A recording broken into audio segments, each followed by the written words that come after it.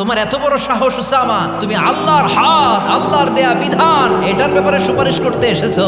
তোমরা কি জানো তোমাদের আগে যত কম, যত গোত্র, যত জনপদ ধ্বংস হয়েছে তার কারণ ছিল তাদের মধ্যে গরিবরা অন্যায় করলে তারা বিচার করত, আর ধনীরা অন্যায় করলে তারা মাফ করে দিত। খবরদার!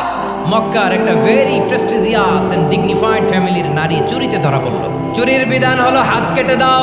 সাহাবারা চিন্তায় পড়ে গেলেন। আল্লাহর নবীর সামনে দাঁড়িয়ে আল্লাহর দেয়া বিধান থামিয়ে দেওয়া, মাফ করে দেওয়া, এই কথা বিশ্বনবীর সামনে বলার সাহস তো কেউ রাখে না। কেউ কেউ বলল, উসামারে পাঠাও। তরুণ সাহাবী বিশ্বনবীর কাছে গেলেন, যে বললেন, এবারের জন্য কি এই মহিলাটারে মাফ করে দিলে হয় না?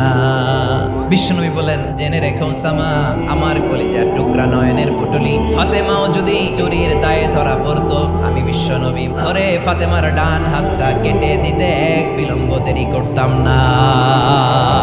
এই ছিল বিশ্বনবী ইসলামের আদালতের নমুনা।